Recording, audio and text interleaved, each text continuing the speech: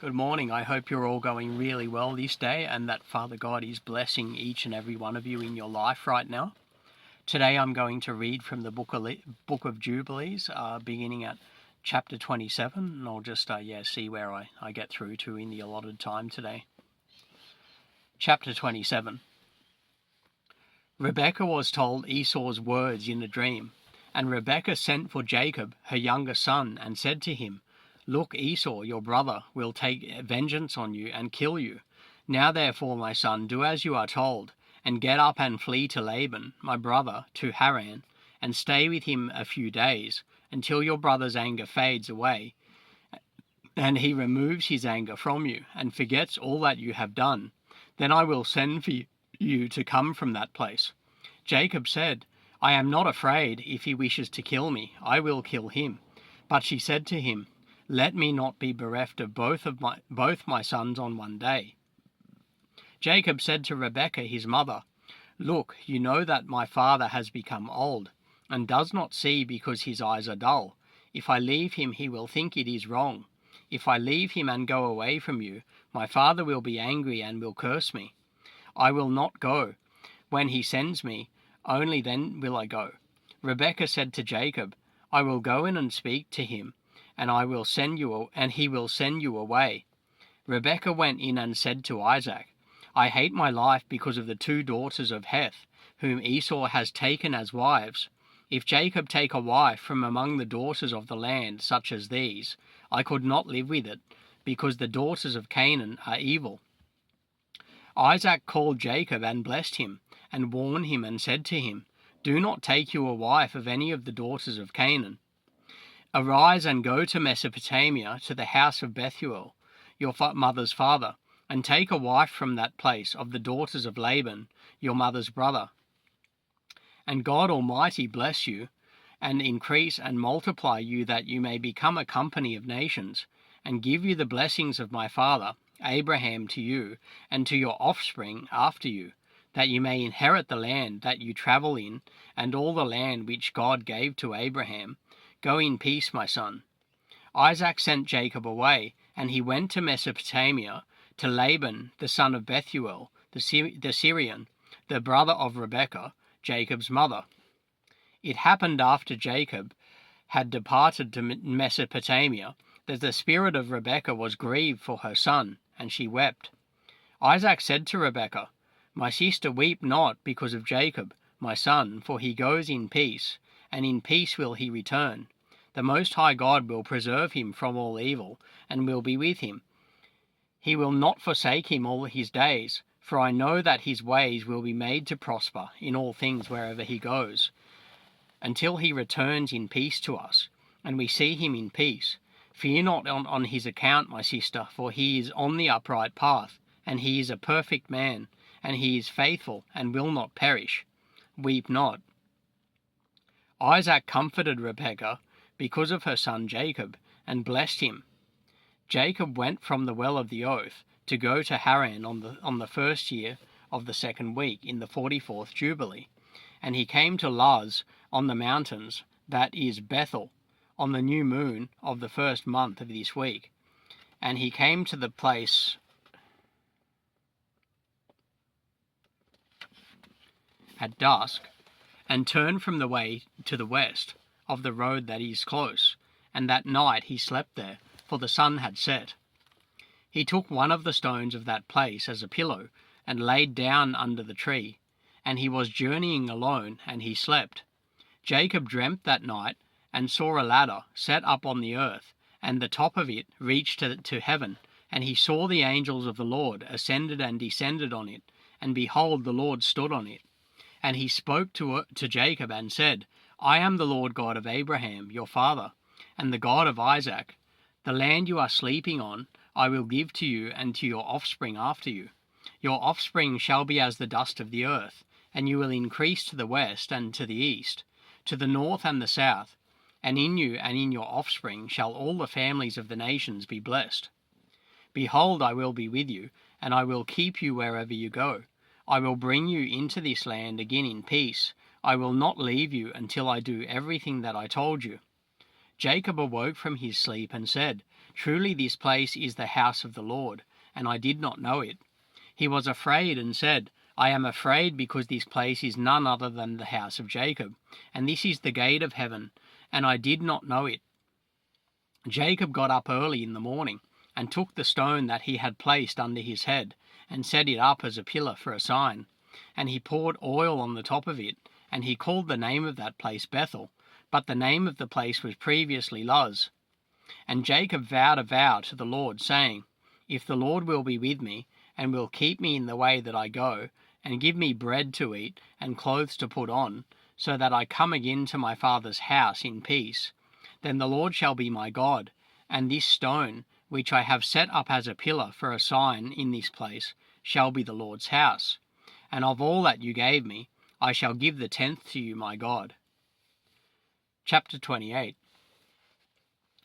He went on his journey and came to the land of the east, to Laban, the brother of Rebekah. And he was with him, and Jacob served Laban for Rachel his daughter 1 week of years. In the 1st year of the 3rd week of years he said to him, "Give me my wife, for whom I have served you 7 years. And Laban said to Jacob, "I will give you your wife." Laban made a feast, and took Leah his elder daughter, and gave her to Jacob as a wife, and gave Leah Zilpah for a handmaid. And Jacob did not know, for he thought that she was Rachel. He went in to her and saw she was Leah, and Jacob was angry with Laban and said to him, "Why have you done this to me? Did I not serve you for Rachel and not for Leah? Why have you wronged me? Take your daughter and I will go. You have done evil to me." For Jacob loved Rachel more than Leah, because Leah's eyes were weak, but her form was very beautiful. Rachel had beautiful eyes and a beautiful and very voluptuous form. Laban said to Jacob, "It is not done that way in our country. We do not to give the younger before the elder, and it is not right to do this, for thus it is ordained and written in the heavenly tablets, that no one should give his younger daughter before the elder, but the elder one is given first, and after her the younger. The man who does so will have guilt placed against him in heaven, and none is righteous that does this thing, for this deed is evil before the Lord. Command the children of Israel that they do not this thing, they not do this thing. Let them neither take nor give the younger before they have given the elder, for it is very wicked." And Laban said to Jacob, "Let the 7 days of the feast pass by, and I shall give you Rachel, that you may serve me another 7 years, that you may pasture my sheep as you did in the former week of years." On the day when the 7 years of the feast of Leah had passed, Laban gave Rachel to Jacob, that he might serve him another 7 years, and he gave Rachel, Bilhah, the sister of Zilpah, as a handmaid. He served yet another 7 years for Rachel, for Leah had been given to him for nothing, since it was Rachel he wanted. And the Lord opened the womb of Leah, and she conceived and gave birth to a son for Jacob, and he called his name Reuben, on the 14th day of the 9th month, in the 1st year of the 3rd week. But the womb of Rachel was closed, for the Lord saw that Leah was hated, and Rachel loved. Again Jacob went in to Leah, and she conceived, and gave birth to a second son for Jacob, and he called his name Simeon, on the 21st of the 10th month, and in the 3rd year of this week. Again Jacob went in to Leah, and she conceived, and gave birth to a third son, and he called his name Levi, in the new moon of the 1st month, in the 6th year of this week. Again Jacob went in to her, and she conceived, and gave birth to a 4th son, and he called his name Judah, on the 15th of the 3rd month, in the 1st year of the 4th week.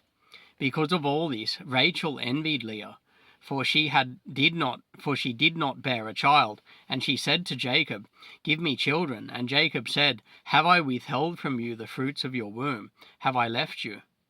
And when Rachel saw that Leah had given birth to 4 sons for Jacob, Reuben and Simeon and Levi and Judah, she said to him, "Go into Bilhah, my handmaid, and she will conceive and bear a son for me." She gave him Bilhah, her handmaid, to wife, and he went in to her, and she conceived, and gave birth to a son, and he called his name Dan, on the 9th of the 6th month, and in the 6th year of the 3rd week. Jacob went in again to Bilhah a second time, and she conceived and gave birth to another son for Jacob, and Rachel called his name Naphtali, on the 5th of the 7th month, in the 2nd year of the 4th week.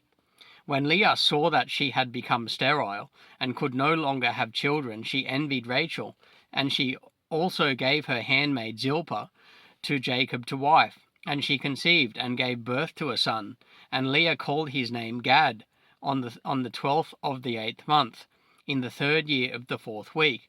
He went in to her again, and she conceived and gave birth to a second son, and Leah called his name Asher, on the 2nd of the 11th month, in the 5th year of the 4th week.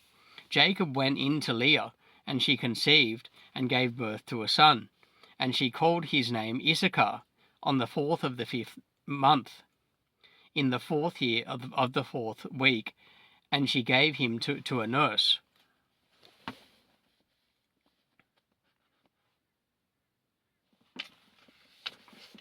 Jacob went in again to her, and she conceived and gave birth to 2 children, a son and a daughter, and she called the name of the son Zabulon, and the name of the daughter Dinah, in the 7th day of the 7th month, in the 6th year of the 4th week. The Lord was gracious to Rachel, and opened her womb, and she conceived and gave birth to a son, and she called his name Joseph, on the new moon of the 4th month, in the 6th year, in this 4th week. In the days when Joseph was born, Jacob said to Laban, "Give me my wives and sons, and let me go to my father Isaac, and let me make household for myself. For I have completed the years in which I have served you for your 2 daughters, and I will go to the house of my father." Laban said to Jacob, "Stay with me, and I will pay you wages, and pasture my flock for me again, and take your wages." They agreed with one another that he should give him as his wages those of the lambs and kids which were born spotted, black and white. These were to be wages. All the sheep brought out spotted and speckled and black, variously marked, and they brought out again lambs like themselves, and all that were spotted were Jacob's, and those which were not spotted were Laban's.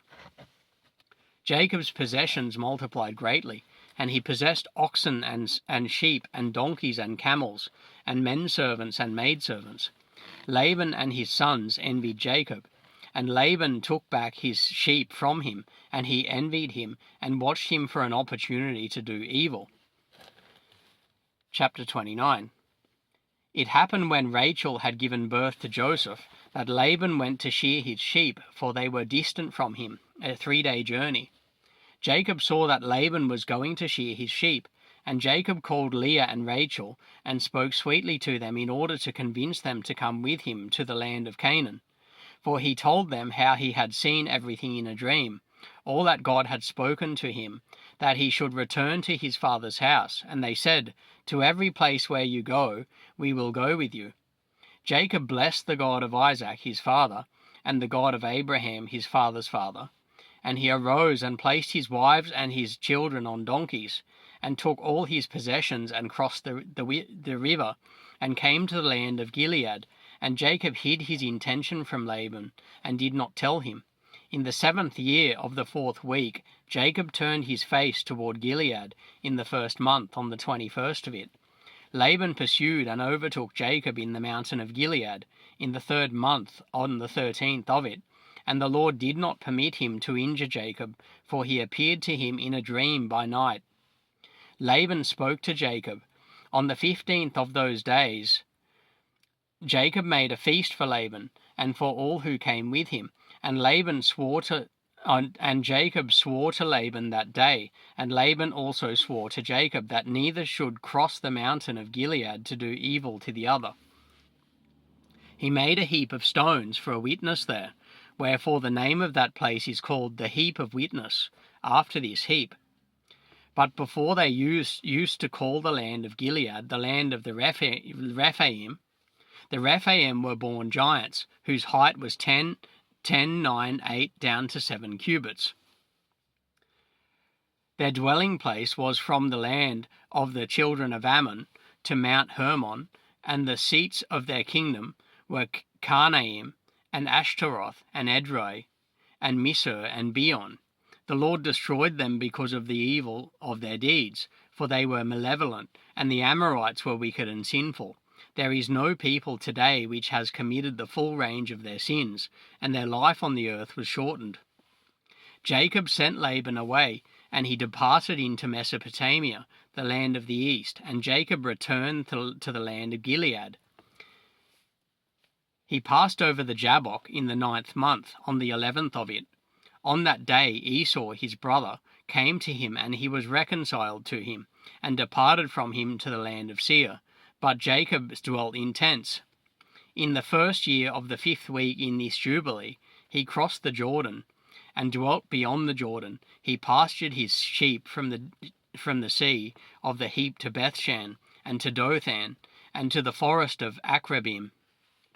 He sent his father Isaac all of his possessions, such as clothing, and food, and meat, and drink, and milk, and butter, and cheese, and some dates of the valley. 4 times a year he sent gifts to his mother Rebekah, who was living at the tower of Abraham.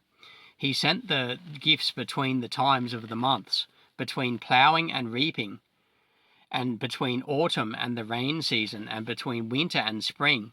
For Isaac had returned from the well of the oath, and gone up to the tower of his father Abraham, and he dwelt there apart from his son Esau. For in the days when Jacob went to Mesopotamia, Esau took to himself a wife, Mahalath, the daughter of Ishmael. And he gathered together all the flocks of his father and his wives, and went up and dwelt on Mount Seir, and left Isaac his father at the well of the oath alone. And Isaac went up from the well of the oath, and dwelt in the tower of Abraham his father on the mountains of Hebron. And that is where Jacob sent all that he did send to his father and his mother from time to time, all they needed, and they blessed Jacob with all their heart and with all their soul. Chapter 30. In the 1st year of the 6th week, he went to Salem, to the east of Shechem, in the 4th month, and he went in peace. Shechem, the son of Hamor, the Hivite, the prince of the land, carried off Dinah, the daughter of Jacob, into the house, and he had sex with her and defiled her. She was a little girl, a child of 12 years. He begged his father and her brothers that she might be given to him as a wife. Jacob and his sons were very angry because of the men of Shechem, for they had defiled Dinah their sister. They spoke to them while planning evil acts, and they dealt deceitfully with them and tricked them. Simeon and Levi came unexpectedly to Shechem, and executed judgment on all the men of Shechem, and killed all the men whom they found in it. They did not leave a single one remaining in it. They killed all in hand-to-hand battle, because they had dishonoured their sister Dinah. Let it not again be done from now on that a daughter of Israel be defiled. Judgment is ordained in heaven against them, that they should destroy all the men of the Shechemites with the sword, because they had committed shame in Israel. The Lord delivered them into the hands of the sons of Jacob, that they might exterminate them with the sword, and execute judgment on them, that it might not again be done in Israel, that a virgin of Israel should be defiled. If there is any man in Israel who wishes to give his daughter or his sister to any man who is of the offspring of the Gentiles, he shall surely die. They shall stone him, for he has committed shame in Israel. They shall burn the woman with fire, because she has dishonoured the name of the house of her father, and she shall be rooted out of Israel. Do not let an adulteress, and let no uncleanness be found in Israel throughout all the days of the generations of the earth. For Israel is holy to the Lord, and every man who has defiled it shall surely die. They shall stone him. For it has been ordained and written in the heavenly tablets regarding all the offspring of Israel, he who defiles it shall surely die. He shall be killed by stoning. There is no limit of days for this law. There is no remission and no atonement. The man who has defiled his daughter shall be rooted out from every corner of all Israel, because he has given of his offspring to Moloch, a pagan god, the worship of which involved burning the child alive, and committed impurity and defiled his child. Moses commanded the children of Israel and exhort them not to give their daughters to the Gentiles, and not to take for their sons any of the daughters of the Gentiles, for this is abominable before the Lord. It is because of this that I have written all the deeds of the Shechemites which they committed against Dinah, and placed them in the words of the law for you. I have also written how the sons of Jacob spoke, saying, We will not give our daughter to a man who is uncircumcised, for that is a reproach to us. It is a reproach to Israel that anyone take the daughters of the Gentiles, for this is unclean and abominable to Israel. Israel will not be free from this uncleanness, if it has a wife of the daughters of the Gentiles, or has given any of its daughters to a man who is of any of the Gentiles. There will be a plague upon plague, and curse upon curse, and every judgment and plague and curse will come if he does this thing. Or if they ignore those who commit uncleanness, or defile the sanctuary of the Lord, or those who profane his holy name. If any of these happen, the whole nation together will be judged for all the uncleanness and profanation of this man.